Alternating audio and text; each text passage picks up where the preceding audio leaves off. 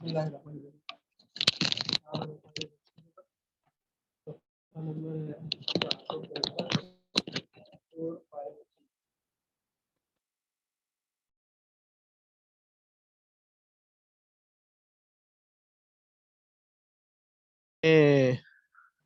نے شروع میں طریقہ اجمالی طریقہ کر لیا تھا. ہمارے سامنے آیا تھا کہ عام طور سے پاکستان سے جانے والے لوگ حج تمتع ہی کرتے ہیں. ان کو حج قران کا موقع ذرا دشوار ہوتا ہے کرنا. کرنے والے کر بھی لیتے ہیں لیکن عموماً تمتع ہوتا ہے، اس لیے ہم زیادہ تر تمتع کو ڈسکس کر رہے ہیں. مسائل تمتع. مسئلہ: تمتع کرنے والے پر تمتع کا دم واجب ہے. دم کا مطلب ہوتا ہے قربانی. تو تمتع کی قربانی واجب ہے جو عید الاضحیٰ کی عام قربانی سے علیحدہ ہوتی ہے. ایک عید کی قربانی ہوتی ہے اور ایک حج کی قربانی ہوتی ہے، حج تمتع کی قربانی ہوتی ہے. حج تمتع کی قربانی کا دن بھی جو سٹارٹ والا دن ہے وہ بھی وہی 10 تاریخ ہوتا ہے، اور عید کی قربانی کا دن بھی 10 تاریخ ہی ہوتا ہے، 10 ذی الحجہ ہی ہوتا ہے. حج تمتع کی جو قربانی دی جاتی ہے وہ عام کہیں اور تو نہیں دی جا سکتی، وہ وہیں پر ہی دی جاتی ہے، مکہ مکرمہ میں ہی دی جاتی، مینا میں ہی دی جاتی ہے.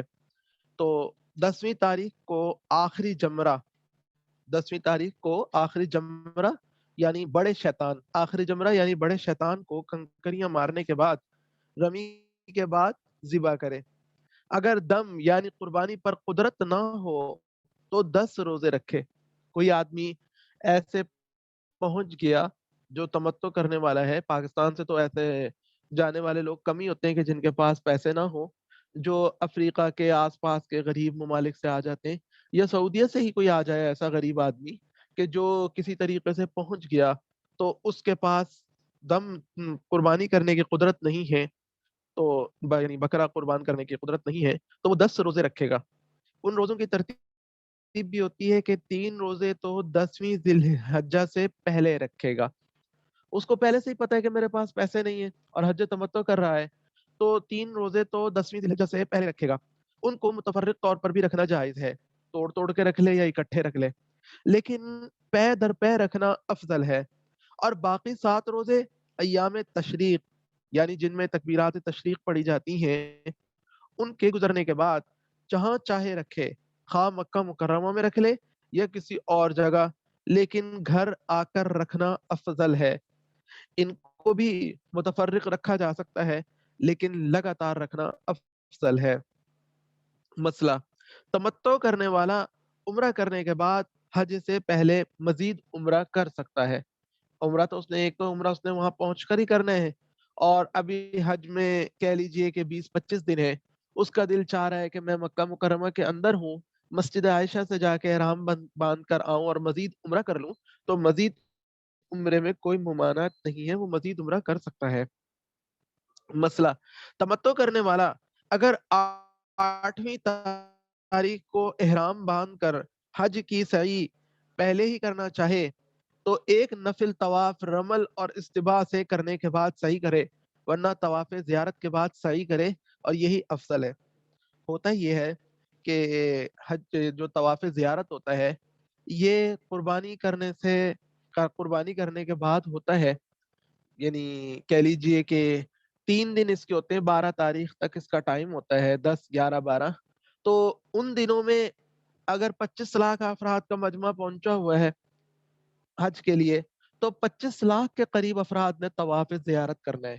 یہ حج کا بڑا رکن ہے طواف زیارت، تو اس لیے 25 لاکھ افراد نے طواف زیارت کرنا ہے تو پہلے ہی بڑا مشکل ہوتا ہے، ٹائم بھی بہت لگتا ہے، آنا پہنچنا بہت مشکل ہوتا ہے. جن لوگوں کو یعنی بہت سے لوگوں کے آپ واقعات سن لیں گے کہ ان کو کتنی دشواری پیش آئی، اور پھر اس طواف زیارت کے بعد سعی کرنی ہو تو ڈبل انہوں نے پہلے حج حج کر رکھا ہو، ان کا ایکسپیرینس ہی ہوتا ہے، تو وہ کہتے ہیں کہ طواف زیارت کے بعد صحیح کرنا دوبارہ ایک بہت بڑا معاملہ ہے، اس کی کوئی چھوٹ ہونی چاہیے. تو اللہ تعالیٰ نے اس کی چھوٹ یہ رکھی ہے کہ آپ یہ کر سکتے ہیں کہ 8ویں تاریخ کو ذی الحجہ کی 8ویں تاریخ کو یعنی عرفات جانے سے پہلے جب آپ نے حج کا احرام باندھنا ہے تو حج کا احرام باندھ کر حج کی صحیح پہلے ہی کرنا چاہیں، جو طواف زیارت کے بعد والی صحیح ہے اس کو پہلے کرنا چاہتے ہیں تو ایک نفل طواف کریں، اس میں رمل اور استباء بھی کریں، اور رمل اور استباء کرنے کے بعد صحیح کر لیں، تو اب آپ کو یہ چھوٹ حاصل ہو جائے گی کہ جب آپ دوبارہ آئیں گے 10ویں تاریخ 10 یا 11 یا 12 کو آئیں گے طواف زیارت کرنے کے لیے، تو طواف زیارت کے بعد آپ کو صحیح نہیں کرنی پڑے گی۔ تو بہت سے لوگوں کو یہ آسان لگتا ہے، لیکن ایسے کر لیں تو کر سکتے ہیں اور یہی افضل ہے، ورنہ طواف زیارت کے بعد صحیح کریں تو یہی افضل ہے کہ آپ مشقت بے شک زیادہ ہو لیکن اسی وقت کریں تو یہ افضل ہے۔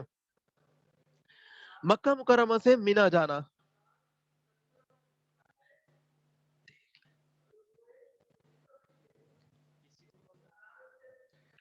مکہ مکرمہ سے مینا جانا مسئلہ، تمتع کرنے والے کو حج کا احرام 8ویں تاریخ کو مسجد حرام میں باندھنا مستحب ہے، اگرچہ حدود حرم کے اندر اندر کسی دوسری جگہ سے بھی باندھنا جائز ہوتا ہے۔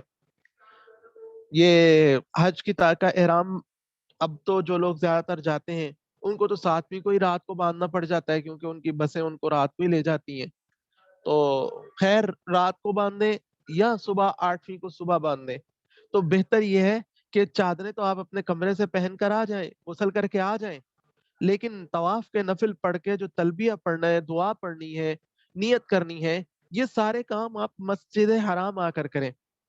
تو بعض اوقات یہ ہوتا ہے کہ جیسے رش بہت زیادہ ہے تو لوگ کہتے ہیں کہ ہمارا ہوٹل بھی بہت دور ہے تو ہم وہیں پر ہی کر لیتے ہیں، کر سکتے ہیں، حدود حرم میں کہیں سے بھی احرام باندھا جا سکتا ہے، لیکن افضل یہی ہے کہ اگر 8-10 ریال خرچہ بھی آ رہا ہے تو ٹیکسی کر کے چلے جائیں، وہاں سے احرام باندھ کر آ جائیں۔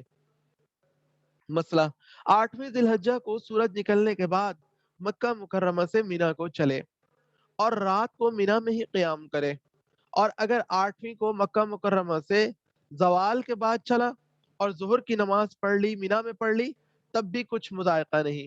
مسئلہ، مینا میں 8ویں تاریخ کو جا کر ظہر، عصر، مغرب، عشاء اور پھر 9ویں تاریخ کی گویا کہ فجر کی نمازیں پڑھنا مستحب ہے۔ رات کو مینا میں ہی ٹھہرنا چاہیے، مکہ مکرمہ میں یا کسی اور جگہ جا کر ٹھہرنا خلاف سنت ہے، اپنے ہوٹل میں چلے جائیں تو یہ خلاف سنت ہے، کوشش یہی کرنی چاہیے کہ وہیں پر ہی ٹھہرے۔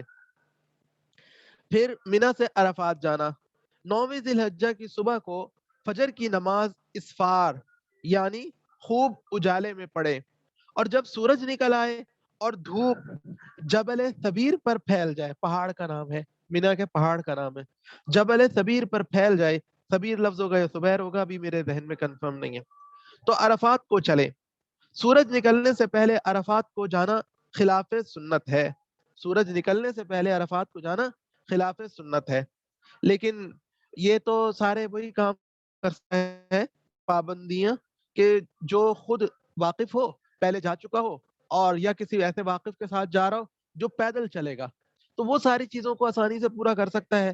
جس نے معلم کے اوپر ڈپینڈنٹ ہے، اس کو نہ راستوں کا پتہ نہ کسی چیز کا پتہ، تو معلم اگر اس کو جلدی لے جا رہا ہے ٹینشن سے بچنے کے لیے تو پھر وہاں پہ زیادہ جرا وغیرہ نہیں کرنی چاہیے کہ بعض اوقات معلم پھر ہاتھ چھوڑ دے گا تو آدمی کا حج خراب ہونے کا بھی ڈر ہو جاتا ہے۔ تو پہلے جانا اگرچہ خلاف سنت ہے، لیکن کوئی کسی کو جانا پڑ جائے تو علیحدہ بات ہے۔ مسئلہ، تلبیہ پڑھتے ہوئے عرفات میں داخل ہوں۔ عرفات کے احکام، عرفات کا سارا میدان موقف، موقف کا مطلب ٹھہرنے کی جگہ ہے، اس میں جس جگہ بھی چاہے ٹھہرے، لیکن بطن عرنہ کی وادی میں نہ ٹھہرے۔ یہ مقامات ہوتے ہیں عربی میں، ان پر بورڈ لگے ہوتے ہیں وہاں پر عام طور سے، تو جس کو پتہ لگ جائے تو وہ وہاں پر نہ ٹھہرے۔ مسئلہ، امام حج کے ساتھ اگر باجماعت نماز پڑھے تو ظہر اور عصر دونوں کو ظہر کے وقت میں اکٹھا پڑھے۔ جو امام حج نماز پڑھاتے ہیں عام طور سے یہ عرفات کی مسجد نمرہ میں پڑھاتے ہیں، تو کسی کو اگر موقع مل گیا وہ مسجد نمرہ میں داخل ہو گیا تو وہ تو اندر ظہر کے وقت کے اندر عصر اور ظہر اکٹھی پڑھائیں گے، تو اس وقت میں وہ ان کے ساتھ پڑھ لے، اور عام مجمع کو موقع نہیں ملتا، زیادہ تر مجمع کو موقع نہیں مل پاتا ایسا کہ وہ حج کے امام کے ساتھ نماز پڑھ سکیں، تو وہ پھر اپنے اپنے ٹائم میں پڑھیں گے۔ مسئلہ، جب امام ممبر پر بیٹھ جائے تو مؤذن تکبیر کہے گا اور امام ظہر کی نماز پڑھائے گا، اس کے بعد پھر دوسری تکبیر یعنی اقامت کے بعد عصر کی نماز پڑھائے گا۔ مسئلہ، ظہر کے فرضوں کے بعد تکبیر تشریق تو کہہ لے لیکن ظہر کی سنت مؤکدہ یا نفل نہ پڑھے اور عصر کی نماز کے بعد بھی ظہر کے نفل یا سنت نہ پڑھے۔ عصر کے بعد تو نفلوں کا ٹائم نہیں ہوتا نا، جب آپ نے اگر جلدی نماز پڑھ لی تب بھی سنتوں کا نفلوں کا ٹائم نہیں ہوتا۔ اس موقع پر خاص اس بندے کے لیے کہ جو امام کے ساتھ، امام حج کے ساتھ نماز پڑھ رہا ہے ظہر اور عصر کی، گویا کہ اس کی ظہر کی بعد کی سنتیں نہیں ہوں گی، نہ نفل ہوں گے۔ مسئلہ، اگر امام حج کے ساتھ باجماعت نماز نہ پڑھے بلکہ تنہا نماز پڑھے یا کچھ لوگ اپنی اپنی جماعت کر لیں تو ظہر اور عصر کی نمازیں اپنے اپنے وقت میں پڑھیں گے، جمع کرنا جائز نہیں، ان کے لیے یہ حکم نہیں ہے۔ وقوف عرفہ، مسئلہ، جبل رحمت کے قریب وقوف کرنا افضل ہے لیکن جبل رحمت کے اوپر نہ چڑھے کیونکہ بدعت ہے، اس وجہ سے کہ لوگوں نے اس میں فضیلت سمجھنی شروع کر دی ہے۔ تو بہت سارے لوگ وہ جبل رحمت کے اوپر جاتے ہیں اور سمجھتے ہیں کہ یہ فضیلت کی بات ہے، تو اس وجہ سے یہ بدعت بن جاتا ہے۔ ایسی کوئی فضیلت نہیں بتائی گئی، بس تھوڑا سا ہی تھوڑا سا ساتھ ہی ہو جائے تو بات علیحدہ تھی، جبل رحمت کے ساتھ ہو جائے۔ ہاں جی، یہ سب بدعت کے زمرے میں آتا ہے، کچھ لکھنا وغیرہ، کہ یہ جو چیز حضور صلی اللہ علیہ وسلم نے، صحابہ کرام نے نہیں کی، اس کو دین کا حصہ سمجھنا بدعت بن جاتا ہے۔ مسئلہ، عرفات میں وقوف کے وقت کھڑے رہ کر دعا کرنا مستحب ہے، شرط اور واجب نہیں، بیٹھ کر، لیٹ کر، جس طرح ہو سکے جائز ہے، لیکن بالکل کم ہمتی دکھانا کہ کھڑے ہونا ہی نہیں، تو یہ بھی ایک اچھی بات نہیں ہے۔ خاص طور پہ جو جوان آدمی ہے، بعض اوقات آدمی کو بینکوں میں ہی لائن میں سارا کئی کئی گھنٹے کھڑا ہونا پڑتا ہے، تو ایسے موقع کے اوپر کم ہمتی کے نہیں، بیٹھ تو جائز ہے، بیٹھ کے بے شک جائز ہے، لیٹ کر بھی جائز ہے، لیکن جو چیز مستحب ہے، مستحب کو بلا وجہ چھوڑنا یہ کوئی اچھی بات نہیں ہوتی، یا کم ہمتی دکھانا بھی اچھی بات نہیں ہوتی۔ مسئلہ، وقوف کے لیے حیض و نفاس سے پاک ہونا شرط نہیں ہوتا۔ مسئلہ، 9ویں ذی الحجہ کو زوال سے لے کر سورج غروب ہونے تک عرفات میں رہنا واجب ہے، اگر سورج غروب ہونے سے پہلے عرفات کی حد سے نکل آئے گا تو دم واجب ہوگا، جلدی باہر نکل جائے نا کہ بعد میں رش ہو جائے گا تو دم واجب ہو جائے گا۔ مسئلہ، جب سورج غروب ہو جائے تو مزدلفہ کو چل دے، سورج کے غروب ہونے کے بعد نماز پڑھے بغیر مزدلفہ کو چل پڑیں گے مزدلفہ میں۔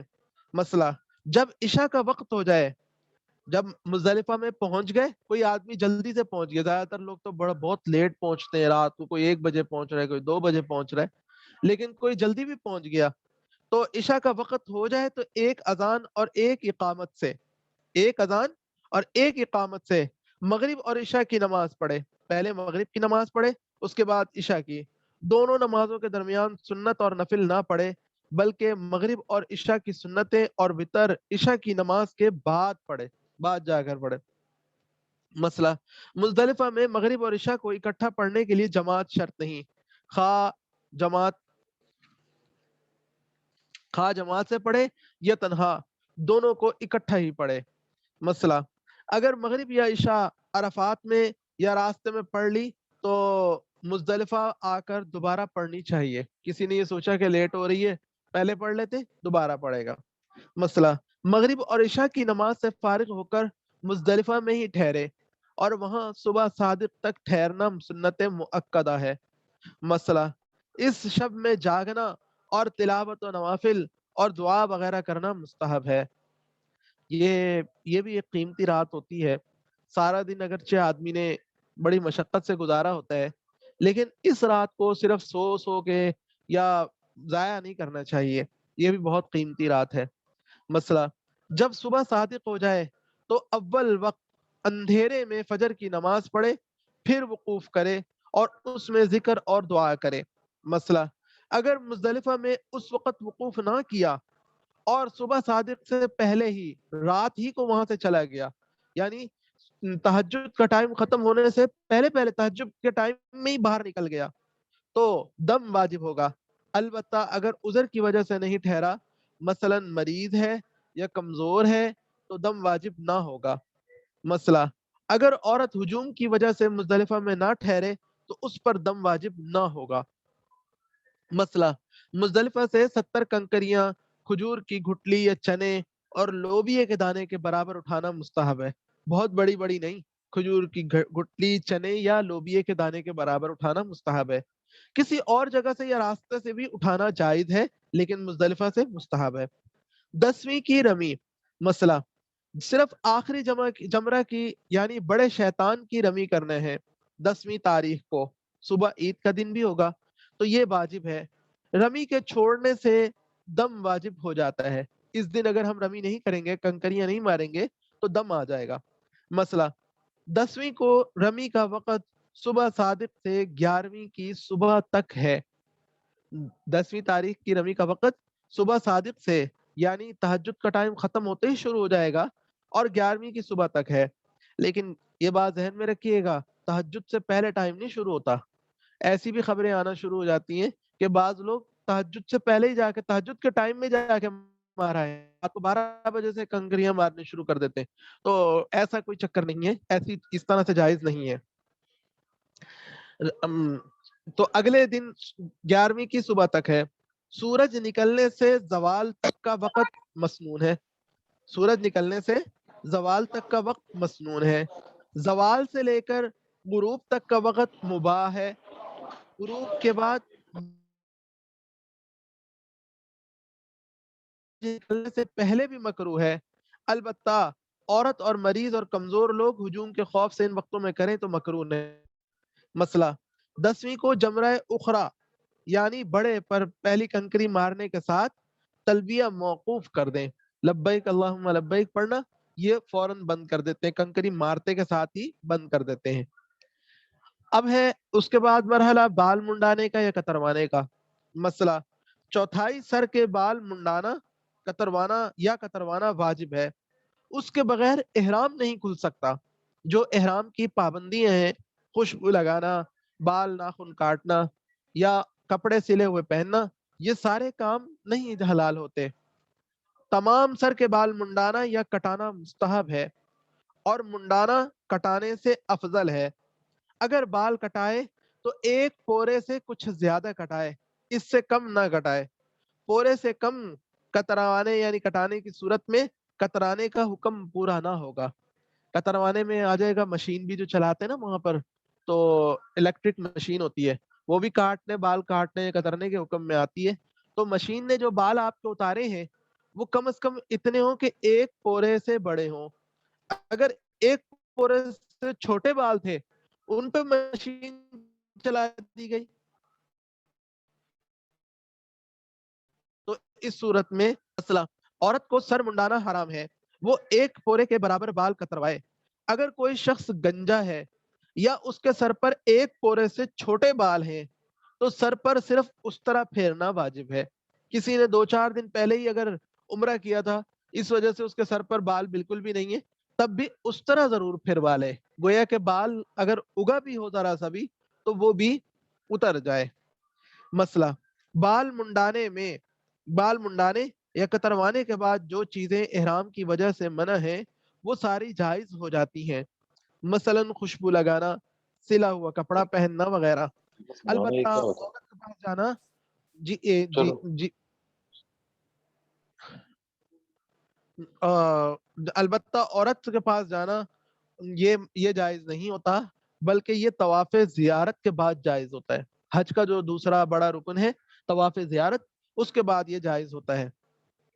مسئلہ، جب سب ارکان ادا کر چکا ہو اور صرف سر منڈانا رہ گیا ہو تو یہ محرم یعنی احرام باندھا ہوا شخص خود اپنے یا کسی دوسرے محرم کے سر کے بال مونڈ یا کتر سکتا ہے، اس سے جزا واجب نہیں ہوتی. تنبیہ، جمرہ اخرى کی رمی کر کے اس کے بعد قربانی کرے اور قربانی کے بعد بال منڈوائے یا کٹائے. یہ ترتیب اختیار کرنا واجب ہے، اس کے خلاف کرنے سے دم واجب ہوتا ہے اگر ترتیب الٹ دیں گے. طواف زیارت کا مسئلہ طواف زیارت کا اول وقت صبح 10ویں کی صبح صادق ہے، یہ 10ویں کو کرنا افضل ہے، اور 12ویں کے آفتاب غروب ہونے تک اس کا جائز وقت ہے، اس سے اور مؤخر کرنا مکروہ تحریمی ہے اور اس پر دم واجب ہوتا ہے۔ مسئلہ یہ طواف لازمی ہوتا ہے، اس کا کچھ بدل نہیں ہوتا۔ مسئلہ طواف زیارت کو 10ویں کی رمی اور حجامت کے بعد کرنا سنت ہے، واجب نہیں کہ آپ 10ویں تاریخ کو ہی کر لیں، حجامت کرواتے ہی آپ یعنی قربانی ہو گئی، حجامت ہو گئی تو اس کے بعد آپ پہنچ جائیں، تو یہ سنت ہے، واجب نہیں ہے۔ اگر کوئی رش کی وجہ سے کہ نہیں اس ٹائم پہ تو فل رش ہوگا تو نہیں جاتا تو ٹھیک ہے، رک بھی سکتا ہے۔ مسئلہ طواف زیارت کے بعد عورت کے پاس جانا حلال ہوتا ہے، اگر کسی نے یہ طواف نہ کیا تو اس کے لیے عورت کبھی حلال نہ ہوگی، اگرچہ سال ہا سال گزر جائے، جتنے سال مرضی گزر جائے عورت حلال نہیں ہوتی، طواف کے بعد ہی حلال ہوگی۔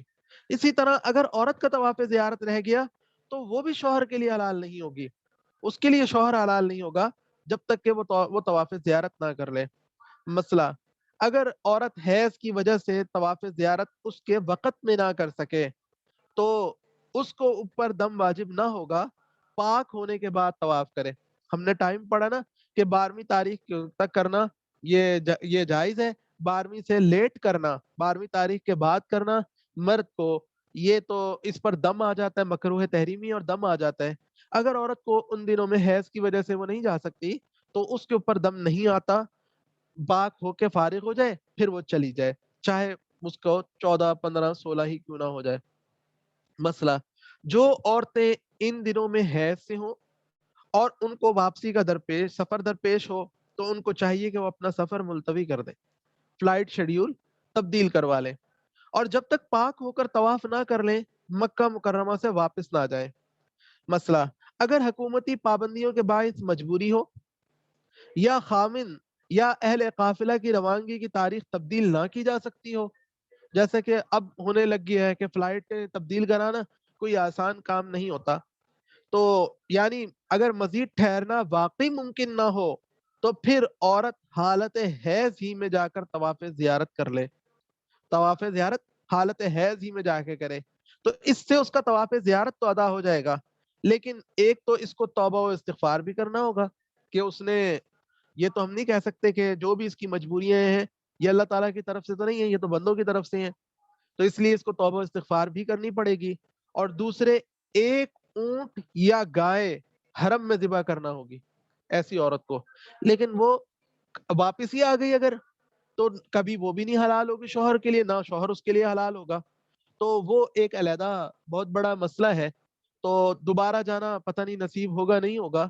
تو اس لیے غلطی کو یہاں پہ برداشت مجبوری کے درجے میں کیا جا سکتا ہے، تو گائے یا اونٹ حدود حرم میں ذبح کرنا اس کا جرمانے کے طور پر وہ ضرور کر لیں۔ 11ویں 12ویں 13ویں تاریخ کی رمی کا مطلب ہوتا ہے شیطانوں کو کنکریاں مارنا۔